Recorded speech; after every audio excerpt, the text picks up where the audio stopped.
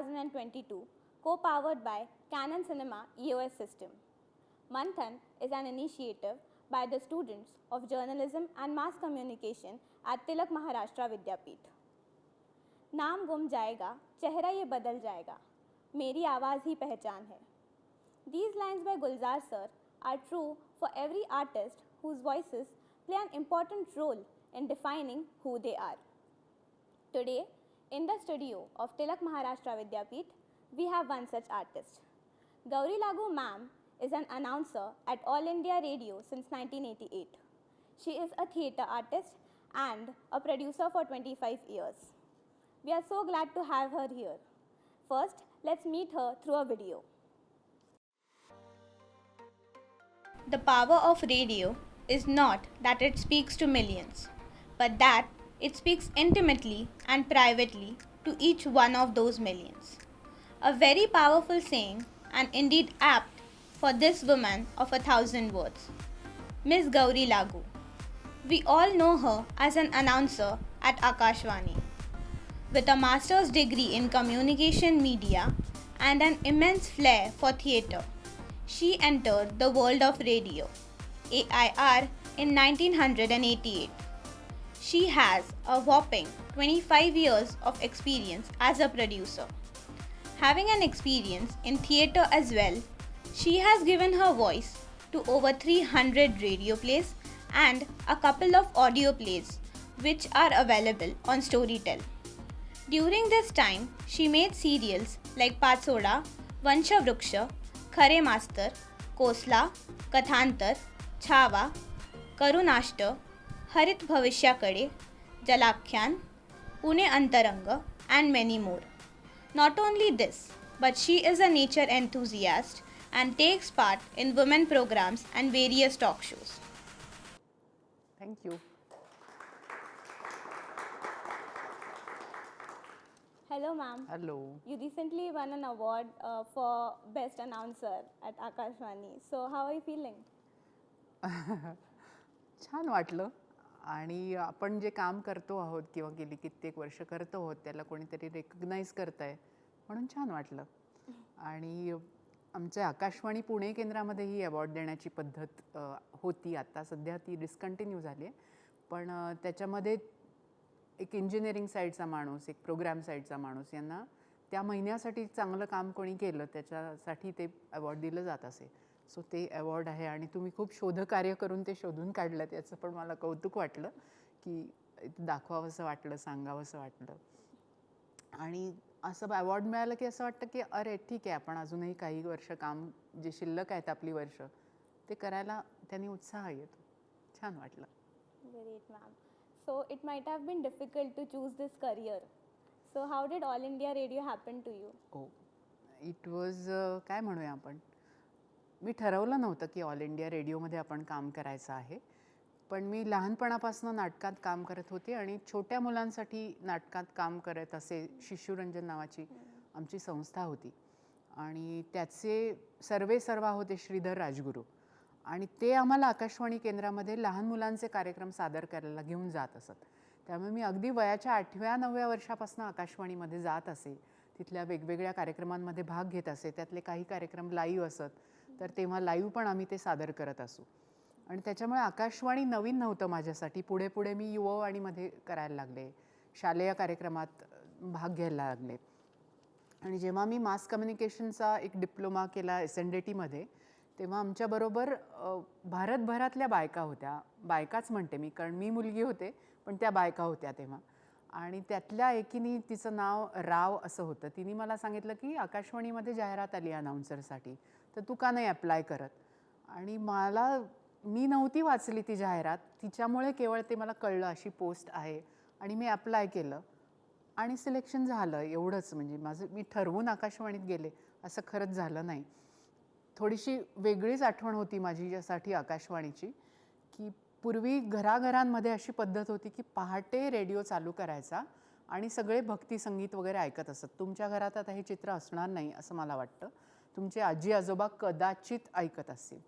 आणि मी तेव्हा लहान असताना सकाळी 6 वाजता रेडिओ चालू झालेला मला असं वाटायचं अरे का त्रास देत आहे, झोपू दे ना आम्हाला. आणि एका तऱ्हेने आकाशवाणीबद्दल रागच निर्माण झाला होता लहानपणी, की नाही ही आपली झोपमोड करते आकाशवाणी. हा एक भाग. आणि संगीत सरिता नावाचा एक शास्त्रीय संगीताचा कार्यक्रम असतो विविध भारतीवरती, जो मी लहान असताना पण असे. आणि आम्हाला शाळेत संगीताच्या ज्या शिक्षिका होत्या त्या खूप वृक्ष होत्या, पण तरी त्या गाणं शिकवायच्या.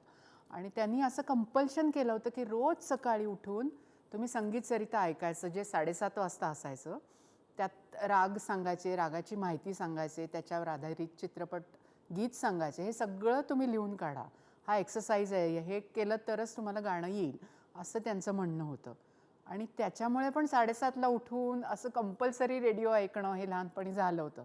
त्यामुळे खरंच मी ठरवलं नव्हतं रेडिओत जायचं, मी आले तिकडे आणि रुळले, असं थोडंसं झालं. अच्छा. तर ह्या in this journey there must have been many challenges. So how did you tackle them? Challenges असतात खूपच, कारण त्यातला जो एक ज्याच्यासाठी माझी अपॉइंटमेंट झाली, तो जो अनाऊन्समेंटचा भाग आहे, त्याच्यामध्ये एक्सटेम्पोर करायच्या गोष्टी खूप असतात आणि सतत सावध राहावं लागतं. म्हणजे आता आमच्याकडे कम्प्युटर्स आलेत आणि आम्ही सगळं कम्प्युटरवरनं प्ले करतो, पण पूर्वी अशी पद्धत होती की ॲनालॉग टेप्स असायच्या. तर 2 टेपवरती 3 टेप डेक्स असायचे, 2 रेकॉर्ड प्लेअर असायचे, शिवाय तुम्ही बोलायचं असायचं. सो सायमल्टेनियसली या सगळ्या गोष्टी मॅनेज करायच्या, वेळेचं गणित मॅनेज करायचं आणि बोलत राहायचं. हे थोडंसं चॅलेंजिंग गोष्ट आहे, थोडीशी नाही, चांगलीच चॅलेंजिंग गोष्ट आहे. कारण ही तुम्ही रेकॉर्ड प्लेअर जर पूर्वीचे ऐकले असतील तर त्याच्यात 2-3 स्पीड्स असतात. म्हणजे एक 33 RPM वरती रेकॉर्ड वाजते, एक 45वर वाजते, एक 78वर वाजते. या सगळ्या गडबडीत कधी कधी असं व्हायचं की 33च्या स्पीडला वाजायची रेकॉर्ड 45ला क्यू व्हायची आणि भयंकर वेगात ते म्युझिक पळायला लागायचं. सो हे खरोखर सुरुवातीच्या काळात माझ्यासाठी चॅलेंजेस होते, की एक तर पहाटे 5ला उठून 4 वाजता उठून स्टुडिओत पोचायचं, हा सगळ्यात मोठा चॅलेंज होता. आणि त्याच्यानंतर या सगळ्या गोष्टी सायमल्टेनियसली करणं आणि वेळेचं भान ठेवणं, हा खूप मोठा चॅलेंज होता सुरुवातीच्या काळात. आणि नंतर मी जेव्हा प्रोड्युसर म्हणून काम करायला लागले, त्याच्यामध्ये ऑडिओ माध्यमामध्ये, रेडिओमध्ये असं असतं की तुम्हीच सिलेक्शन करायचं कुठलं नाटक प्रेझेंट करायचं आहे. मग त्यातली पात्रही तुम्हीच निवडायची, त्यातलं म्युझिकही तुम्हीच निवडायचं, एडिटिंगही तुम्हीच करायचं, सर्वा तुम्ही त्या प्रोडक्शनचे असता. हा खूप मोठा चॅलेंज असतो. आणि सगळ्यात पहिल्यांदा मी केलेलं काम मला आठवतं आहे, मी युगांत नावाची सिरीज केली होती. महेश एलकुंचवार त्याचे लेखक आहेत आणि त्रिनाट्यधारा या नावाने ती पूर्वी केली जात असे. अजूनही त्यातले काही प्रयोग होतात, वाडा चिरेबंदी, युगांत आणि मग्न तळ्याकाठी. तर हे सगळं 12 तासाचं नाटक मी 2 दिवसात रेकॉर्ड करायचं ठरवलं आणि मी मुंबईला गेले. आणि त्याच्यामध्ये खूप स्टॉलवर्ट कलाकार होते आणि त्यांच्याकडनं म्हणजे त्यांना आपण इन्स्ट्रक्शन देऊन ते सगळं करून घेणं हे खूप मोठं चॅलेंज होतं त्या काळातलं. आणि तेव्हा ॲनालॉग टेपवरती आम्ही ते सगळं रेकॉर्डिंग केलं 2 दिवस मुंबईमध्ये. इतकी कलाकार म्हणजे जवळजवळ 25 माणसं आम्ही 2 दिवस झटत होतो. आणि जेव्हा पुण्याला येऊन मी ते रेकॉर्डिंग ऐकलं तेव्हा माझ्या असं लक्षात आलं की स्टुडिओचा पूर्ण त्याला असा चर्र असा आवाज पूर्ण रेकॉर्डिंगच्या मागे आहे. आणि धाबं दणाणलं होतं की हे ब्रॉडकास्ट कसं करणार, हा आवाज तर काढायला पाहिजे. पण फॉर्च्युनेटली तेव्हा आम्ही कॉम्प्युटरवर काम करायला सुरुवात केली होती. सो ते सगळं कम्प्युटरवर ट्रान्सफर केलं आणि एक सॉफ्टवेअर वापरून त्यातला हा नॉईज काढता आला फॉर्च्युनेटली. आणि मग पुढे त्याचं एडिटिंग आणि त्याचं ब्रॉडकास्ट झालं. सो असे चॅलेंजेस खूप असतात आणि रोज वेगळाच चॅलेंज असतो. म्हणजे सांगता येत नाही काही काय आज उभं ठाकेल. किंवा तुम्ही एखाद्या माणसाला इंटरव्ह्यूसाठी बोलवता आणि त्याच्याबद्दल खूप काय काय वाचलेलं असतं. तुम्ही जसं आत्ता गोळा केली आहेत माझ्याबद्दल माहिती, तशी मी पण गोळा करते की अरे हा येणारा माणूस कोण आहे, कुठे काम करतो आहे. आणि हे सगळं खूप मोठं दिसतं आणि प्रत्यक्ष माणूस जेव्हा स्टुडिओत येतो तेव्हा असं लक्षात येतं अरे याला बोलता येत नाही आहे, ह्यातला कुठलंच याचं काम सांगता येत नाही आहे. त्यावेळेला फार मोठा चॅलेंज असतो की त्याच्याकडनं ते काढून घेणं. आणि मग मनात शंका पण यायला लागते, कारण आता गुगल तुमची साईट असणं, याच्यावरती काही अपलोड करता येऊ शकतं. माझ्यापेक्षा तुम्हाला जास्त माहिती आहे. तर ही क्रॉसचेक माहिती करणं हे आपल्याकडनं राहिलं आहे. आणि मग थरकाप होतो की अरे हा जेन्युइन आहे ना माणूस समोरचा. तर असे चॅलेंजेस रोजच असतात कामात असं मला वाटतं. आणि तीच मजा पण आहे कामाची की हे चॅलेंजेस फेस करत राहणं. आणि सगळ्यात मोठा चॅलेंज जे माझ्यासारखं काम करतात त्यांना असं अधनंमधनं स्वप्न कायमच पडत राहतं आणि स्वप्न जेव्हा पडतं तेव्हा त्याचं टेन्शन असतं म्हणून ते स्वप्न पडतं. मला आजही हे स्वप्न पडतं की आपण ब्रॉडकास्ट करायला गेलो आहेत काहीतरी, मशीन्स बंद पडली आहेत आणि मध्ये फिलर लावण्यासाठी म्हणून जी यंत्रणा असते ती पण बंद पडली आहे. तर आता आपण करायचं काय? मग सगळ्यांना हे अधनं-मधनं पडणारं स्वप्न आहे, कारण त्याचं टेन्शन खूप मोठं आहे. ते सगळं सुविहितपणे झालं तर त्याच्यात काही एवढं वाटत नाही, पण मनामध्ये टेन्शन असतंच, रोजच असतं. म्हणजे प्रसारणाची सुरुवात जेव्हा तुम्ही करता तेव्हा तारीख सांगता आणि आजचा वार सांगता. सो असं बोलण्यामध्ये काही त्याच्यात काय एवढं अवघड आहे, आज अमुक तारीख आहे, आज अमुक वार आहे. पण जेव्हा माईकसमोर तुम्ही जाता तेव्हा एकदम एक क्षण असं वाटलं, अरे आज शुक्रवार आहे का शनिवार आहे, की जी काही तारांबळ उडते ती कितीही वर्ष नोकरी झाली तरी होतेच आणि हा चॅलेंज रोजचाच आहे असं मला वाटतं. सो सतत भान ठेवणं भोवतालचं आणि डोकं शांत ठेवणं. म्हणजे बाहेरनं स्टुडिओत जेव्हा तुम्ही एंटर करता तेव्हा डोकं शांत आणि बाहेरचं जग बंद आणि आता मला जे करायचं आहे त्याच्यावरच मी कॉन्सन्ट्रेट करणं हे फार महत्त्वाचं आहे. हे प्रत्येक कामातच अर्थात महत्त्वाचं आहे, पण जेव्हा रेडिओवर तुम्ही लाईव्ह जाता तेव्हा याचं महत्त्व खूपच आहे. जर त्यावेळेला भलताच विचार डोक्यात आला तर गंडलातच तुम्ही, म्हणजे काहीही होऊ शकतं. सो असे बरेच चॅलेंजेस, मी दिवसभर बोलू शकते याच्याबद्दल. So, ma'am, sir, in between these challenges, there must have been one special day where you felt like utterly satisfied. So, when हो, was this? असे खूपच दिवस आहेत आणि आमच्या कामाचं वैशिष्ट्य असं आहे की खूप चांगल्या माणसांना तुम्ही भेटता. म्हणजे ते जशी नावाजलेली माणसं असतात ना तशी सर्वसामान्य माणसं पण खूप तुम्हाला भेटत राहतात. अशी खूप माणसं या इतक्या वर्षाच्या काळात मला भेटली. म्हणजे भीमसेन जोशी तर आमच्याकडे त्यांच्या कॉन्सर्ट्स होत असत, भीमसेन जोशी भेटले, जितेंद्र अभिषेकी येत असत, त्यांना मी भेटले, बघितलं. भेटले हा मोठा शब्द आहे, पण त्यांना बघणं, त्यांचं काहीतरी म्हणणं समजून घेणं आणि आपण मोठं होणं, आपली ग्रोथ होणं हे फार महत्त्वाचं वाटतं मला. आणि नेहमीच असं वाटतं की ह्या स्टॉलवर्ड्स लोकांच्या मुलाखती खूप जणं घेतात किंवा त्यांच्या मागे मीडिया खूप असतो, पण जी सर्वसामान्य माणसं आहेत त्यांच्याशी बोलायला मला अधिक आवडतं, कारण त्यांचे व्ह्यू पॉईंट्स आपल्याला फार आपण मीडियातनं दरवेळेला मांडले जातात असं नाही.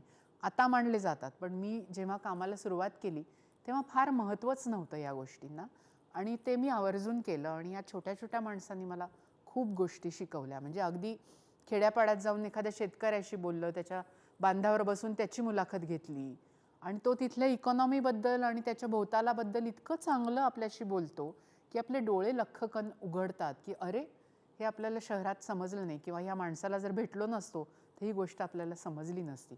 सो अशी खूप माणसं भेटली आहेत, खूप लेखक भेटले आहेत, अनेकांच्या मुलाखती घेतल्या आहेत, कलावंतांबरोबर काम करता आलं आहे. नाटकाच्या निमित्ताने खूप जणं सिरियलमध्ये आले आहेत.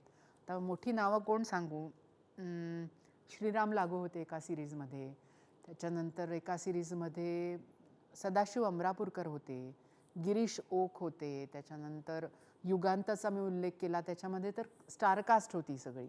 सो ही माणसं काम कसं करतात हे आपण लांबनं बघितलं तरी खूप शिकण्यासारखं असतं. म्हणजे आम्ही वंशवृक्ष नावाची एक सिरियल केली, त्याच्यात श्रीराम लागू होते, डॉक्टर श्रीराम लागू. तर आम्ही आमचं सेशन 2 सेशनमध्ये रेकॉर्डिंग करत असू. सकाळी जे रेकॉर्डिंग करायचो त्याच्यात ते नसायचे आणि ते दुपारी 2:30च्या सुमारास यायचे आणि मग ते असलेले सीन आम्ही दुपारी करायचो. आणि आमची नॉर्मल पद्धत अशी की रिहर्सल करायची आणि मग टेक करायचा. तर इतक्या मोठ्या माणसाला रिहर्सल करू असं कसं म्हणायचं असं मनात वाटायचं, पण ते म्हणायचे नाही आपण करूया ना रिहर्सल. आणि ते पूर्ण त्यांचे त्या दिवशी वाचायचं सगळं वाचूनच आलेले असायचे.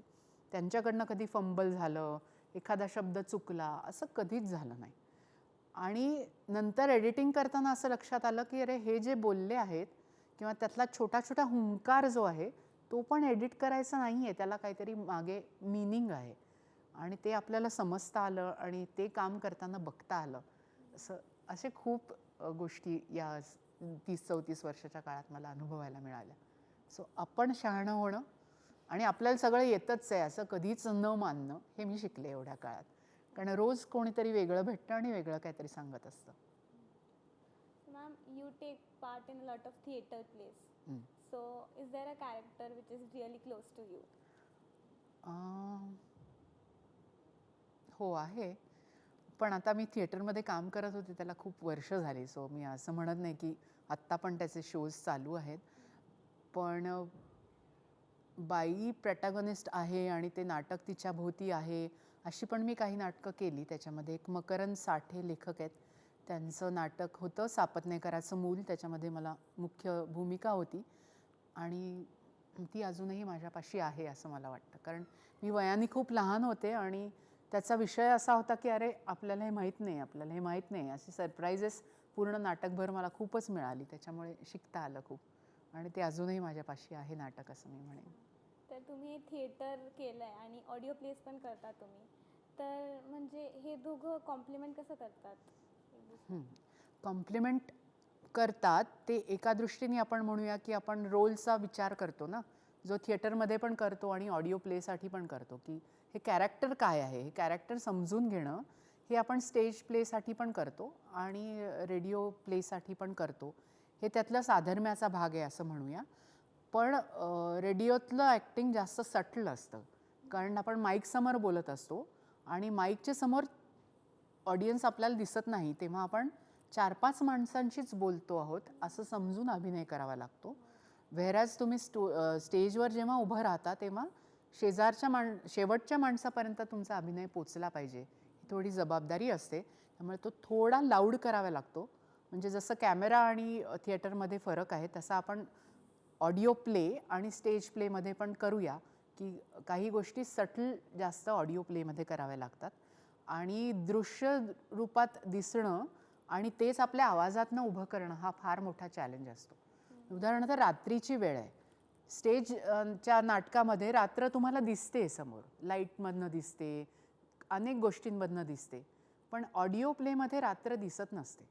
सो मी माझ्या आठवणीत जशी रात्र पाहिली आहे तशी प्रत्येकाला वेगळी दिसते. म्हणजे इथे 25 जण आहेत, तर 25 जणांना रात्र वेगवेगळ्या पद्धतीने दिसत असते. सो ॲज अ प्रोड्युसर माझी ही जबाबदारी होते की मला रात्र कशी दाखवायची आहे ती मी माझ्या पद्धतीने दाखवीन आणि 25 जणं ती वेगवेगळ्या पद्धतीने रिसीव्ह करणार आहेत, कारण त्याला व्हिज्युअल अँगल नाही आहे. त्यामुळे ऑडिओमध्ये ही जबाबदारी खूप वाढते. किंवा तुम्ही सिच्युएशन्स दाखवता, म्हणजे एक सिच्युएशन शाळेतली आहे आणि पुढची सिच्युएशन घरातली आहे. व्हिज्युअल तुम्ही दाखवू शकता ही शाळा आहे आणि हे घर आहे, पण ऑडिओमध्ये दाखवताना शाळेचं वातावरण मला ऑडिओतनं क्रिएट करावं लागतं. म्हणजे शाळेची घंटा असेल, मुलांचा दंगा असेल किंवा शाळेच्या पलीकडे एखादं देऊळ असेल त्यातलं काहीतरी ऐकू येतं आहे, हे सगळं मला ऑडिओतनं निर्माण करावं लागतं. आणि त्याच्यामुळे हा खूप फरक आहे त्याच्यात. आणि नेहमी असंच आहे की तुम्ही किती जग पाहिलं आहे ॲज अ ऑडियन्स, त्याच्यावरच तुमचं परसेप्शन अवलंबून असतं. त्यामुळे खूप गोष्टी गृहीत नाही धरता आहेत. मग मला जर असं म्हणायचं असेल की मुंबईतल्या चाळीमध्ये हे नाटक घडतं आहे, तर मुंबईच्या चाळीत काय काय ऑडिओ गोष्टी घडतात हे मला इमॅजिन करावं लागतं. मग त्याचं माझा एक लूप तयार करावा लागतो आणि तो त्या संवादांच्या मागे प्लेस करायला लागतो मला. हे सतत कदाचित स्टेज शोमध्ये मला नाही करावं लागणार. एक मागे कटआउट असला चाळीचा, 2-4 माणसं चाळीची काही न बोलता इकडनं तिकडे गेली, त्यांच्या सकाळच्या वेशात गेली, हातात काहीतरी पिशव्या घेऊन गेली, तर हे चाळ लगेच एस्टॅब्लिश होते. पण ऑडिओमध्ये मला हे सगळं लक्षात घेऊन त्याचे ऑडिओ साऊंड्स रेकॉर्ड करून त्याची एक लूप तयार करावा लागतो. सो हा फार मोठा फरक आहे. तर as someone whose voice is worth a lot, so what do you do to take care of it? मी अरे बापरे, खूप मोठा प्रश्न आहे हा. पण एक गोष्ट मी करते की ओंकार म्हणणं हे करते. त्याच्यानंतर श्वासासाठी काही व्यायाम असतील तर ते करते. आणि जनरल तुमची हेल्थ चांगली राहील याच्यासाठी प्रयत्न करायला पाहिजे. म्हणजे तुमचं वजन वाढलं की त्याचा परिणाम आवाजावर होतो, कारण तुमचं पोश्चर बदलतं. तुम्ही सरळ बसूच शकत नाही. तुमच्या पोटाचं प्रेशर तुमच्या स्वरयंत्रावर आणि एकंदरच डायफ्रॅमवरती येतं. आणि मी जर अशी रिक्लाईन होऊन बसले तर माझा आवाज बदलतो. सो एक स्वतःचं हेल्थ चांगली राहणं याचा विचार करावा लागतो. त्याच्यानंतर मी एक हा विचार करते की आपण सतत संगीत ऐकत राहणं, म्हणजे स्वर कानात पडणं महत्त्वाचं. म्हणजे क्लासिकल असं नाही म्हणत आहे मी, फिल्म म्युझिक असेल, तुम्ही जॅज ऐकत असाल, जॅज असेल, पण त्याला एक सतत आधार स्वर लागतो तुमच्या बोलण्याला. तो कुठेतरी आपल्या आपल्या पद्धतीने तो शोधायचा असतो. कुणाला तानपुऱ्यात तो सापडत असेल, कुणाला 24 तास गाणं ऐकण्याने तो सापडत असेल, तर असं काहीतरी म्युझिक सतत ऐकण्याने तुमचा आवाज जास्त चांगला होतो असं मला वाटतं. आणि चांगला आवाज हा जसा स्वरयंत्राशी निगडीत आहे तसा तुमच्या डोक्याशी पण निगडीत आहे असं मला वाटतं. तुम्ही नुसते रेम्या डोक्याचे जर असं, सॉरी हा वाईट शब्द आहे आणि सगळ्यांना तुम्हाला हा कळेल असंही नाही, रेम्या डोक्याचं तुमच्या शिक्षकांना कळेल, ते हसतायत, तर त्याच्याशी तुमच्या बुद्धीचा खूप संबंध असतो. जे भोवताली चाललेल्या गोष्टी तुम्हाला किती समजतायत, काय चाललंय, जग कुठे चाललंय याचं भान असणं आणि चांगलं वाचणं आणि स्वतःचा विचार करणं, या सगळ्या गोष्टींची लिंक तुमच्या आवाजाशी असते. आणि खोट्या आवाजात एक 10 मिनटं लोकांना गंडवता येतं, त्याच्या पुढे समोरचा ओळखतोच की काय पाणी नाही आहे याच्यात. तर आपण ठरवायचं आपल्याला कसा आवाज आपला असला पाहिजे. तर मला स्वतःला असं वाटतं की गोड आवाज हा चांगला आवाज असं मानायचं कारण नाही, त्या आवाजाला काहीतरी डेप्थ असली पाहिजे आणि ती डेप्थ मिळवण्यासारखी सतत तुम्हाला झगडावं लागतं. म्हणजे एक आपल्याला निसर्गदत्त आवाज असतोच, जो तुमच्या स्वरयंत्राच्या रचनेवर अवलंबून असतो आणि एकंदर तुमच्या शरीराच्या रचनेवर पण अवलंबून असतो. पण तो जे डेव्हलप करणं म्हणतो ना, त्याच्यात या सगळ्या गोष्टी येतात, की सतत सजग असणं आणि कुतूहल असणं, की अरे ही 25 मुलं आज कुठनं आली आहेत, हे काय शिकता आहेत आणि आपण बोलतोय ते कसं रिसीव्ह करतायत, याचं कुतूहल मला खूप आहे. सो हे कुतूहल सतत जागृत जर असेल तर तुमचा आवाज बरा राहतो. मग तो माझा आवाज गोड कधीच नव्हता आणि मी तो काढण्याचा पण प्रयत्न केला नाही. फॉर्च्युनेटली सोफार अजून लोक ऐकत आहेत माझा आवाज, पण एक बायकी आवाज असतो ना, तो सांभाळण्याचा मी कधी प्रयत्न नाही केला, तो नव्हताच माझ्याकडे. आणि बायकी आवाज म्हणजे छान असं काही मला कधी वाटलं नाही. सो जो नॅचरल आवाज आहे तो या पद्धतीने आपण ग्रो झालो तर तुमचा आवाज बरा राहतो.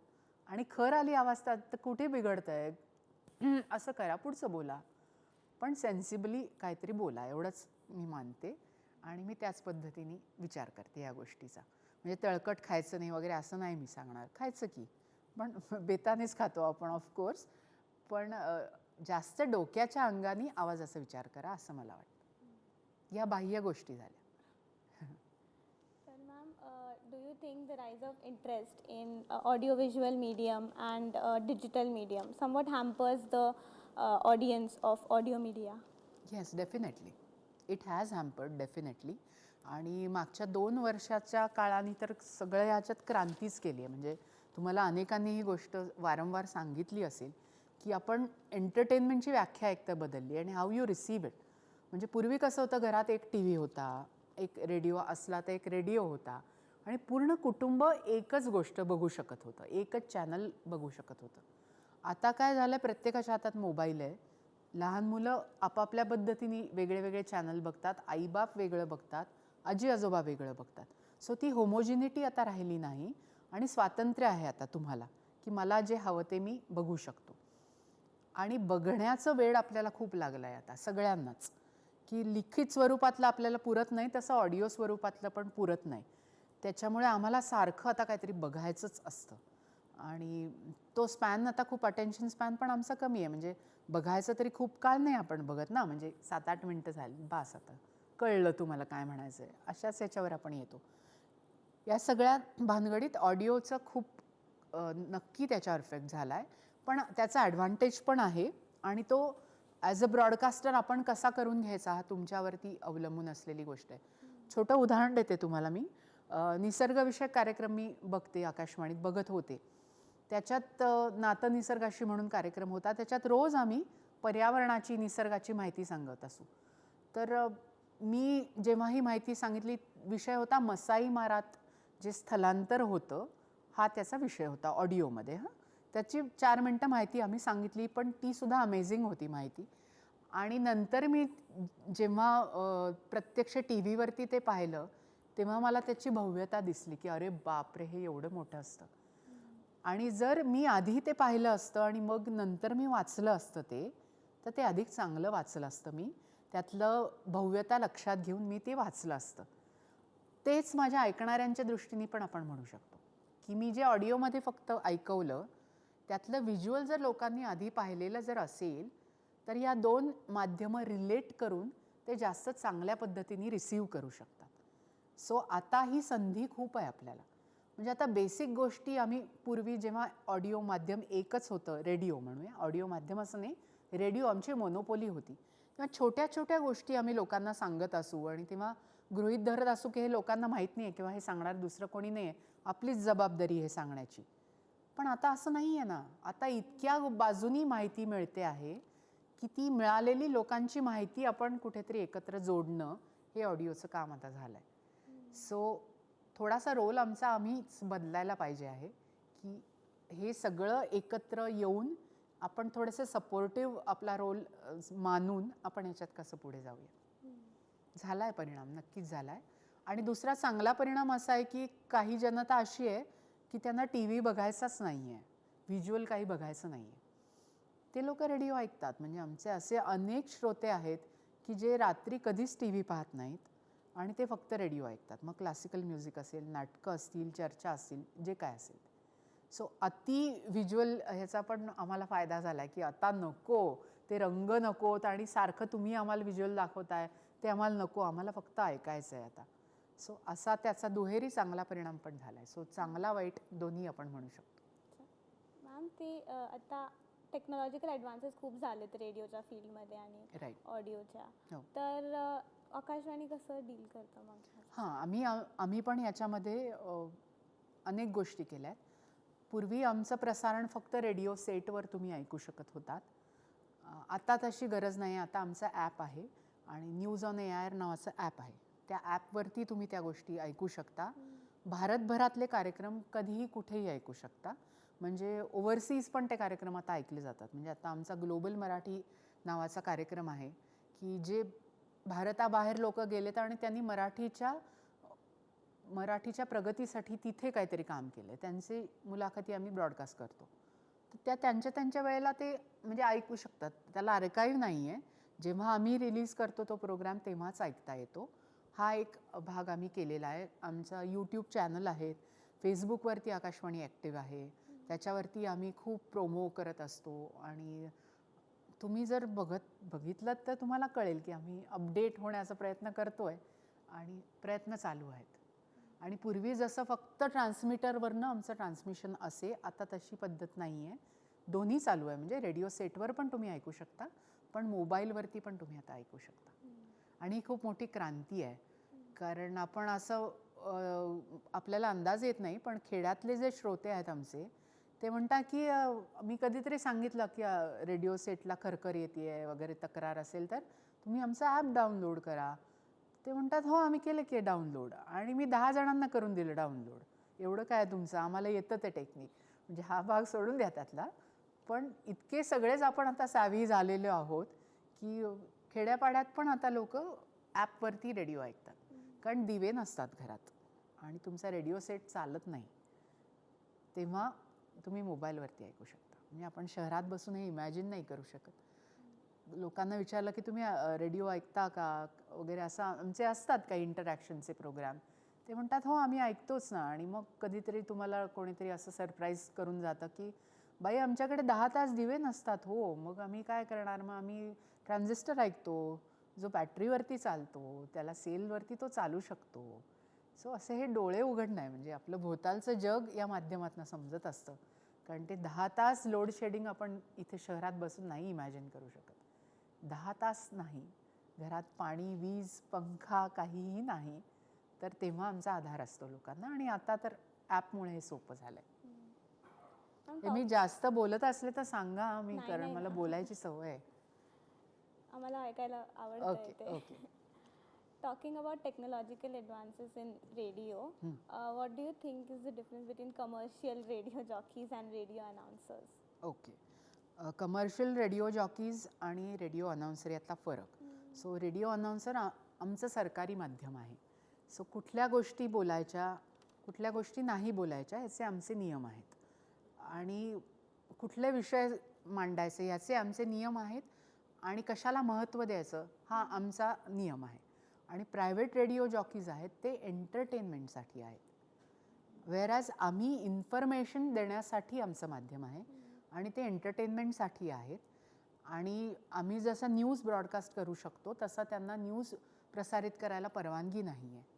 त्याच्यामुळे त्यांचे सगळे कार्यक्रम एंटरटेनमेंट बेस्ड आणि मार्केट बेस्ड असतात जास्त, की तुम्ही कार्यक्रम कसे करा की जे लोक ऐकतील आणि कुठलं यूथ ऐकेल की जो मार्केट आहे खूप मोठं अनेक प्रॉडक्ट्ससाठी, आणि ते जाहिराती तिथे प्रसारित होतील आणि मग एकमेकांची ग्रोथ होईल, असा उद्देश असतो प्रायव्हेट रेडिओ चॅनलचा. वेरॅज आम्हाला आमचं फंडिंग सरकारकडनं येतं, आता ते प्रसार भारतीकडनं येतं. त्यामुळे मला जर कार्यक्रम प्रोड्यूस करायचा असेल तर त्याच्यासाठी लागणारा फायनान्स हा मला सरकारकडनं मिळत असतो.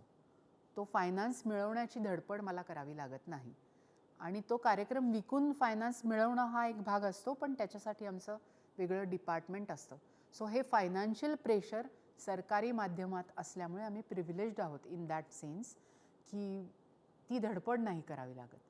आणि जर चांगलं मला करायचं आहे, माझ्याकडे चांगलं काहीतरी प्रपोजल आहे, तर मला फायनान्स अवेलेबल असतो, आणि in that way we are privileged.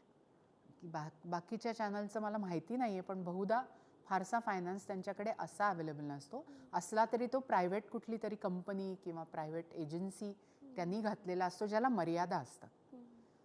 आम्हाला मर्यादा असतात, म्हणजे आमचंही बजेट असतं, असं धो पैसा नसतो, आणि आता भविष्यात कदाचित तो आणखीन कमी होत जाणार आहे. पण मी असा पण काळ पाहिला आहे आकाशवाणीमध्ये की अक्षरशः तुम्हाला मनाला येईल ते, म्हणजे चांगली टॅलेंट आणण्यासाठी, आणि त्यांची आमची फी स्ट्रक्चर ठरलेलं आहे. म्हणजे अमिताभ बच्चनची फी आम्ही नाही देऊ शकत, आमची फी ठरलेली. अमिताभ बच्चन जरी आले तरी त्यांना आम्ही एवढीच फी देऊ शकतो.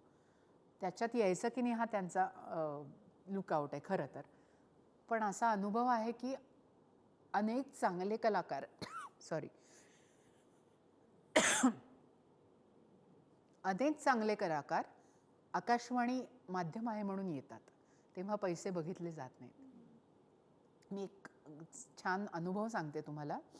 मी एक सिरीज करत होते पुण्याच्या संदर्भात, की पुण्यात खूप महत्त्वाच्या गोष्टी काय काय झाल्या, आणि त्यातला एक भाग होता सवाई गंधर्व महोत्सव. पुण्यातला खूप जुना आहे आणि त्याची खूप हिस्ट्री आहे, त्याचं रेकॉर्डिंग. मी खूप जणांच्या मुलाखती घेतल्या, आणि मग शिवकुमार शर्मांची मुलाखत घ्यायला मी गेले, आणि सवाई गंधर्व कार्यक्रम होता, ते वाजवून आले होते आणि खूप थकले होते, कारण 1-1.5 तास संतूर वाजवणं हे थकवणारी गोष्ट आहे.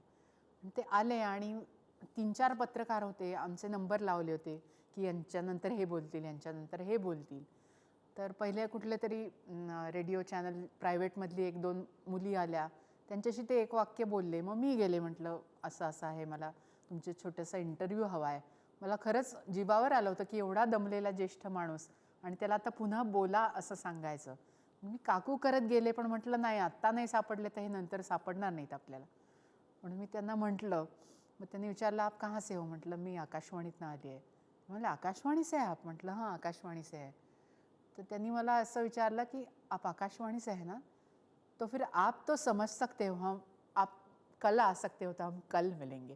तो मला खूप सन्मान वाटला की ते बोलले नाहीत माझ्याशी काही, मला जे हवं होतं ते नाही मला त्यांच्याकडनं मिळालं, पण एक आकाशवाणीची इमेज आहे की हां इथे कलाकारांची कदर केली जाते, आणि कलाकाराचं काय झालं असेल 1-1.5 तासाच्या वादनानंतर हे इथल्या माणसांना समजू शकतंय. इतपत चांगली इमेज आमची आहे असं मला त्या भेटीतनं वाटलं, आणि ही इमेज सांभाळायचं काम गेली अनेक वर्ष आम्ही करतो. इमेज सांभाळण्यासाठी असं नाही, पण काम करणारी माणसं कलाकार असतात, त्यामुळे त्या दुसऱ्या कलाकाराचं फिलिंग आम्ही समजून घेऊ शकतो. म्हणजे मला प्रायव्हेट चॅनलमध्ये कलाकार नसतात असं नाही म्हणायचं अर्थातच, पण त्यांचा जॉनर वेगळा आहे, आमचा जॉनर वेगळा आहे, आणि तो आमचा जो आहे तो आम्ही सांभाळावा, त्यांचा जो आहे तो त्यांनी सांभाळावा. आम्ही थोडं सिरियसली गोष्टी करतो, अधिक सिरियसली अधिक डेप्थमध्ये जाऊन करतो, आणि ते ऐकणारी माणसं आहेत. म्हणजे मला असं नाही वाटत की सगळ्यांना उथळच गोष्टी हव्या असतात, तात्पुरतं मनोरंजनच हवं असतं, असं नाही. गंभीर गोष्टींनी मनोरंजन होणारी माणसं असतात, आणि तोच आमचा ऑडियन्स आहे असं मला वाटतं. Finally, ma'am, do you have any message for our audience here? Students. अरे बापरे, मेसेज म्हणजे ऑडिओ माध्यमात तुम्हाला यायचं असेल तर मी सांगितलेल्या गोष्टी आहेत, त्यातनं काय तुम्हाला टिप्स मिळाल्या असतील. पण आत्ताचा ट्रेंड मला असा दिसतो की ऑडिओ माध्यम हे अनेक जण स्टेपिंग स्टोन म्हणून वापरतात, आणि तिथनं पुढे कुठेतरी जायचं असतं. म्हणजे प्रायव्हेट चॅनलमधले जर RJs तुम्ही पाहिलेत तर ते ज्या आवाजात किंवा ज्या पट्टीत बोलतात त्या पट्टीमध्ये तुम्ही आयुष्यभर एक तर बोलूच शकत नाही. 3-4 वर्षाचं लाईफ असतं त्या पट्टीमध्ये बोलण्याचं, त्या एनर्जीनी बोलण्याचं. त्याच्यानंतर तुम्हाला एक समजूतदारपणा येतो, वयाबरोबर एक समजूत येते. ते घेऊन काहीतरी वेगळं केलेलं बरं असं मला वाटतं.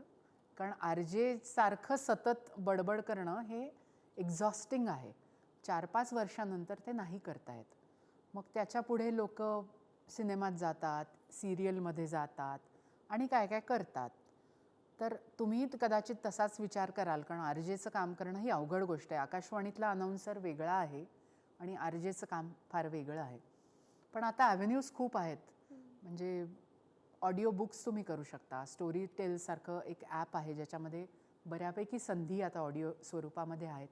आणि तुम्हा सगळ्यांना मला सांगावंसं वाटेल की कुठल्याही संस्थेमध्ये न अडकता, कुठल्या संस्थेच्या मागे न लागता स्वतःचं पॉडकास्ट तुम्ही सुरू करू शकता. की मला जे म्हणायचं आहे ते मी ब्रॉडकास्ट करणार आहे. आणि हळूहळू करत राहा, नक्की त्याला ऑडियन्स मिळेल. आणि त्याच्यासाठीच्या अनेक गोष्टी शिकाव्या लागतील कदाचित, पण पॉडकास्टवर थोडं कॉन्सन्ट्रेट करावं असं मला वाटतं. कारण त्याच्यामध्ये स्वातंत्र्य खूप आहे, बंधनं फार कमी आहेत. म्हणजे वेळेचं बंधन नाही, कंटेंटचं बंधन नाही. आणि एकमेकांना शिव्या घालायचं पॉडकास्टवरही सगळ्यांनाच काय म्हणायचं, you are free to do that. आणि तुम्हाला त्याची सवय पण आहे. म्हणजे आम्ही जितकं घाबरतो, आता फेसबुकवरती किंवा आमचं यूट्यूब चॅनल आहे ना, त्याच्यावरती कॉमेंट्स करतात आमचे श्रोते. त्याच्यात जर एखादी निगेटिव्ह कॉमेंट आली तर आम्ही खचून जातो. आम्ही म्हणजे मी म्हणते, आम्ही खचून जातो, कारण आम्हाला ही सवयच नाही आहे. इतकी वर्ष आमचा वन वे ट्रॅफिकच होता ना, आम्ही जे म्हणू तेच. पण आता श्रोते म्हणतात तुम्ही काय हे करता आहात, तर ते रिसीव्ह करायला ती मेंटॅलिटी नाही आहे माझी, की असं अरे हे कोणाला तरी खटकू शकतं आणि याचा विचार करायला पाहिजे. पण तुमच्या जनरेशनचं हे फार छान आहे की तुम्हाला मोठं होतानाच याची सवय आहे की अरे आपण केलं काही तर त्याला चांगले कॉमेंट्स येणार आहेत आणि वाईट कॉमेंट्स पण येणार आहेत. तर ते वाईट कॉमेंट्स कसे घ्यायचे हे तुम्हाला माहिती आहे, किंवा माहीत नसले तर ते तुम्ही शिकू शकता. त्याची तयारी ठेवून पॉडकास्ट केलं तर केव्हाही चांगलं असं मला वाटतं. आणि ऑडिओ माध्यम कमी खर्चिक आहे. व्हिज्युअलला खर्च खूप आहे. कॅमेरा पाहिजे, त्याच्यानंतर कॅमेरामन पाहिजे, लाईट्स पाहिजेत. हल्ली अर्थात मोबाईलवर शूट करून सिनेमा होतो मोबाईलवर आता, तर हेही होऊ शकतं. पण तरीसुद्धा तुम्ही सिंगल हँडेडली ही गोष्ट करू शकता. ऑडिओ पॉडकास्ट ही एडिटिंग तुमचं तुम्हालाच करता येऊ शकतं. त्याच्यात म्युझिक इन्सर्ट करायचं आहे, साऊंड इफेक्ट्स घालायचे आहेत, हे सगळं एका माणसाला करता येतं. त्यामुळे ऑडिओ माध्यमाला दुर्लक्षित करू नका. खूप पोटॅन्शियल आहे त्याच्यात. पण त्याचे मार्ग थोडे बदलले आहेत आता. फॉर्मॅट्स बदलली आहेत, रिसीव्ह करण्याची माध्यमं बदलली आहेत आणि ब्रॉडकास्ट करण्याची माध्यमं पण बदलली आहेत. तर त्याच्या स्ट्रेंथ लक्षात घेऊन ऑडिओ माध्यमात काम करायला काहीच हरकत नाही. आणि किती काळ करायचं हे तुमचं तुम्ही ठरवालच, की आपण हे आयुष्यभर नाही करणार आहोत हे मला दिसतं आहे. कारण तुम्हाला सगळ्यांना सिनेमे करायचे आहेत आता. सिनेमाचं चॅलेंज अधिक आहे, किंवा आकर्षण पण सिनेमाचं अधिक आहे, किंवा सिरियलचं आहे, व्हिज्युअल माध्यमाचं आहे. तर स्टेपिंग स्टोन म्हणून करायला काहीच हरकत नाही असं वाटतं मला. So before moving on to our next segment, we'll take a short break. Sure.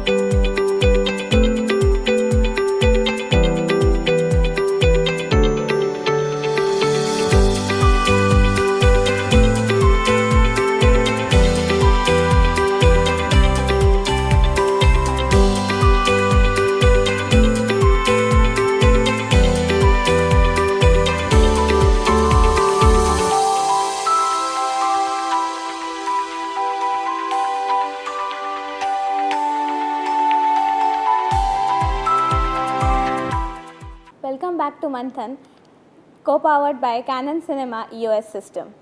So now, ma'am, for our next segment, our audience filled with enthusiasm will ask you some questions. Sure. Yes. The first question. Hello ma'am, Hello. Myself Masina Khan. I wanted to ask कि इस competitive field में आप खुद को improve करने के लिए क्या करते हो? Yes, it's a nice question. ज्याचा विचार मला खूप करावा लागतो असं नाही, कारण मला सरकारी नोकरी आहे. मी काही नाही केलं तर तरी माझे ऐकणारे श्रोते आहेत, कारण ते प्रेम करत असतात. पण तरी इम्प्रूव्ह करत राहणं हे फार महत्त्वाचं आहे. माझ्यासाठी इम्प्रूव्ह वेगवेगळ्या पद्धतीने मला व्हावं लागलं, कारण टेक्निक बदलत आहे. म्हणजे मी जेव्हा नोकरीला लागले तेव्हा आम्ही ॲनालॉग टेप्सवरती रेकॉर्डिंग करायचो आणि एडिटिंग पण त्याचंच करायचो, जे रिअल टाईममध्ये व्हायचं. मग त्याच्यानंतर आमच्याकडे कम्प्युटर्स आले आणि कम्प्युटरचं एडिटिंग शिकणं, सतत स्वतःला अपडेट करणं. आता ते यूट्यूबवरती अपलोड करायच्या गोष्टी, किंवा आता ओव्हरसीज जर काही रेकॉर्डिंग करायचे असतील तर गुगल कॉल करायचे, झूम कॉल्स करायचे. असं निरनिराळ टेक्निक आम्ही पण वापरतो आकाशवाणीमध्ये. आणि ते शिकलं नाही तर तुम्ही आउटडेटेड व्हाल या भीतीने पण करायला लागतं एकतर. आणि मला उत्सुकता पण वाटते की इतकं टेक्निक बदललं आहे आता. म्हणजे पूर्वी जर एखादा लाईव्ह असे अनेक कार्यक्रम असतात ना, की आता राष्ट्रपती आले, पंतप्रधान आले, की त्या कार्यक्रमाचं आम्ही कव्हरेज करतो आणि एक अर्धा पाऊण तासात तो रिलीज ब्रॉडकास्ट होतो. पूर्वी हे एडिटिंग करायला आम्ही म्हणतो की जीव जायचा आमचा, कारण ते रिअल टाईममध्ये करायला लागायचं. आता कम्प्युटरवर तुम्हाला रिअल टाईममध्ये एडिटिंग करायची गरज पडत नाही, फार झटकन ते करू शकता. किंवा मिक्सिंगचा भाग आहे. पूर्वी ट्रॅक रेकॉर्डिंग नव्हतं, पण आता आमच्याकडे ट्रॅक रेकॉर्डिंग आम्ही वापरतोच, जसं म्युझिकचं रेकॉर्डिंग करताना, गाणं रेकॉर्ड करताना. सो हे जर अपडेट नाही होत राहिलात तर तुम्ही म्हणजे कालबाह्य होऊन जाता. तसं नाही मला व्हायचं आहे. सो मी शिकत राहते. आणि ते करण्यासाठी भोवताली काय चाललं आहे, मुलं काय शिकत आहेत, तुमच्याकडनं शिकायला मला खूप गोष्टी आहेत असं मला दिसतं आहे. So I'd like to learn from you also. So सतत तयारी असणं शिकण्याची हे महत्त्वाचं. Thank you ma'am. Yeah. Hello ma'am, मी अपर्णा गुरव. माझा प्रश्न असा आहे की आपल्या थिएटर इंडस्ट्रीला अजून इम्प्रूव्हमेंट करण्याची गरज वाटते का तुम्हाला? कुठल्या इंडस्ट्रीला? Theatre industry. Theatre industry Marathi? हो, खूप आहे. आणि आत्ता 2 वर्षाच्या काळामध्ये थिएटरची सिस्टीम पूर्ण बदलली आहे असं मला वाटतं. त्यातली फार थोडी माणसं तगून धरू शकली, राहू शकली, कारण खूप आर्थिक नुकसान सोसावं लागलं आहे. आणि ज्यांची पोटं त्याच्यावरती आहेत, की उदाहरणार्थ बॅकस्टेज आर्टिस्ट आहेत, कपडेपट सांभाळणारी माणसं आहेत, म्युझिक सिस्टीमवाले आहेत, त्यांचे खूप हाल झाले या काळामध्ये. आणि आता त्याचे कॉस्टवाईज खूप गोष्टी वाढल्या आहेत. म्हणजे पूर्वी खूप मोठा सेट घेऊन एका गावातनं दुसऱ्या गावात जायचं, प्रयोग करायचे, हे शक्य होतं. पण आता परवा मी कुणाच्याकडनं तरी ऐकलं की आमचा सेट मोठा आहे, आमची बस त्या थिएटरच्या गल्लीमध्ये थांबू शकत नाही आता, कारण ट्रॅफिक वाढला आहे आणि गर्दी वाढली आहे. तो माझा सेट आता मला पोर्टेबलच करावा लागेल, किंवा मी सेट न वापरताच नाटक करीन, किंवा मी व्हिज्युअल माध्यमाची मदत घेऊन आता मी नाटक करीन, याचा विचार करायला पाहिजे आहे. आणि मगाशी जसं मी ऑडिओसाठी म्हटलं ना, तसं थिएटरचं पण थोडं होतं की स्टेपिंग स्टोन म्हणून वापर होतो. म्हणजे कित्येक तरुण नट जे आहेत मराठी सिनेमातले, त्यांनी नाटकात पूर्वी कामं केली आहेत, पण त्यातनं ते सिरियलमध्ये गेले आणि नंतर सिनेमात गेले. सो याच्यामुळे काय होतं की नवीन नाटक माझं असेल, त्याच्यात 10 पात्र आहेत, तर मला सतत त्यांना रिकास्ट करावं लागतं. 2-2, 3-3 टीम्स तयार ठेवाव्या लागतात, तरच माझं नाटक मी रन करू शकणार आहे. सो इंडस्ट्रीने हा विचार केलेलाच आहे. म्हणजे गेल्या कित्येक दिवसांपासनं डबल कास्टिंग असतं, की आज तू आहेस का तर तू काम कर, आज तू नाही आहेस का मग हा असणार आहे, मग दौऱ्याला हा माणूस जाणार आहे. त्याचे दौरे पण अवघड होऊ लागले आहेत आता दिवसेंदिवस. खर्चाच्या दृष्टीने ते परवडण्याचं झालं आहे. आणि पॅन्डेमिकच्या काळामध्ये या नाट्यसृष्टीमध्ये ऋषिकेश जोशी नट तुम्हाला माहिती असतील, त्यांनी नेटक नावाचा एक प्रयोग केला होता की ते झूमवरनंच नाटक करायचे आणि तुम्ही तुमच्या घरी बसून ते बघू शकता. सो असा थोडासा काहीतरी जसं सॉफ्टवेअर इंडस्ट्रीमध्ये आपण म्हणतो ना आता की हायब्रिड करायला लागणार आहे. तुम्ही रोज कामाला नका येऊ, पण 2 दिवस या, काही गोष्टी घरनं करा. तसं नाटकाचं पण होईल का अशी मला भीती वाटते, की काही प्रयोग असे की हां तुम्ही ते घरनं बघू शकाल, कारण आज मी थिएटरपासनं जर 1.5 तास मला प्रवासालाच लागणार असेल तर मी संध्याकाळी 7च्या प्रयोगाला पोहोचूच नाही ना शकणार आहे. सो याचा पण विचार करायला हवा आणि त्या अर्थाने पण थिएटरला बदलायला लागणार आहे आणि त्याच्याकडे वाटचाल सुरू झाली. म्हणजे पूर्वी रात्रीचं नाटक 9:30ला सुरू व्हायचं, आता 8ला सुरू होतं, काही वेळेला 7ला सुरू होतं, वीकेंड्सला ते दुपारी 1:30 वाजता असतं, कारण लोकांना येणं शक्य आहे. सो जे आपण म्हणतो ना की मार्केटमध्ये काय डिमांड आहे त्याचा विचार आता नाटकाला करायला पाहिजे आहे आणि विषय निवडीत पण तो विचार करायला पाहिजे. या हॅलो. माझा प्रश्न असा आहे की आपल्या देशामध्ये बरेच असे गाव आहेत ते कलाकारांना त्यांची कला दाखवण्यासाठी कोणत्याही प्रकारचा प्लॅटफॉर्म भेटत नाही, तर त्यांच्यासाठी कशा प्रकारे संधी उपलब्ध आहे? मग अशी आपण जे पॉडकास्टचं बोललो ना तेच मला सगळ्यात सोपी संधी आहे असं वाटतं. कारण तुम्ही तुमच्या गावात राहून ते करू शकणार आहात, छोट्या छोट्या फिल्म्स करू शकणार आहात, त्या अपलोड करू शकणार आहात, ज्याची सुरुवात लोकांनी केली आहे. आणि आता ह्या सगळ्या माध्यमांमुळे ज्याचं आपण लोकशाहीकरण म्हणतो ना सगळ्या कलांचं, तशी सुरुवात झाली. हा शब्द कदाचित तुम्हाला खूप अवघड वाटेल किंवा ही कन्सेप्ट म्हणून अवघड वाटेल. थोडंसं एक्सप्लेन करून सांगते. पूर्वी काय होतं, माझ्याकडे कॅमेरा असेल, थोडे पैसे असतील, ॲक्टर असतील तरच मी फिल्म बनवू शकत असे. आता तसं नाही ना, माझ्याकडे मोबाईल आहे, मी रील बनवतो आणि मी कशाचंही काही अपलोड करतो. आणि जे 2 वर्ष आपण पाहिलंच ना, कुठल्या तरी खेडेगावातला गाणारा, राजस्थानमध्ये गाणारा, वाद्य वाजवणारा माणूस आज बघतोच होत ना आपण. सो ह्या गोष्टी आता हातात आल्यात आपल्याकडे मोबाईल आलेला आहे, त्याच्यावरती शूट करून ते अपलोड करणं ही सगळ्यात सोपी गोष्ट आहे असं मला वाटतं. आणि सतत शहराकडे धाव घेणं आणि शहर म्हणतंय तसंच आपण वागणं याच्यापेक्षा माझ्या गावाचं हे वैशिष्ट्य आहे तर मी हे करीन. मी चॅनलच सुरू करीन, माझं यूट्यूब चॅनल. आणि माझ्या गावात पाऊस पडला नाही आहे आणि माझ्या गावातल्या बायका हंडा घेऊन पाणी भरायला जात आहेत हे दाखवीन ना मी जगाला. आणि कोण कधी कुठे ते पाहिल आणि तुमच्या गावाला मदत मिळेल माहिती नाही. सो हा या माध्यमाचा फायदा पण आहे, त्याची सवय करून घ्यायला पाहिजे. आणि शहरातच सगळं काही आहे का याचा एकदा विचार करायला पाहिजे. आणि आता विद्यापीठं आहेत, कॉलेजेस आहेत जी गाव पातळीवरती चालू झाली आहेत. आणि नागराज मंजुळेंनी एक खूप चांगली परंपरा त्याची निर्माण केलेली आहे की तुम्हाला नाव असलं पाहिजे, तुमच्या घरातलं कोणीतरी असलं पाहिजे सिनेमामध्ये वगैरे, अशी गरज नाही राहिली आता. तुमच्याकडे टॅलेंट असेल तर तुम्ही भारतातल्या कुठल्याही कोपऱ्यातनं चमकू शकता आणि तुम्हाला मोठे ॲव्हेन्यूज तिथनं मिळू शकतात असं मला वाटतं. त्यामुळे आपण डिस्टन्सचा जो हा भाग आहे ना, मी खेड्यात राहतो, हा शहरात राहतो, असं फार राहिलं नाही आता असं वाटतं मला. संधी आपण घ्यायच्या आहेत आणि शोधायच्या आहेत. असं तुम्हाला कोणी प्लॅटरवर घेऊन येणार नाही की अरे या या या असं नाही आहे. तर तो स्ट्रगल आहे, तो करायला पाहिजे. तो शहरातल्यांनाही करायला लागतो आणि खेड्यातही करायलाच लागतो. पण ॲव्हेन्यूज खूप ओपन झालेत असं वाटतं. So today we got to know about the person behind the voice that comes from our radio sets. Thank you ma'am for joining us today. Thank you very much for inviting me over here.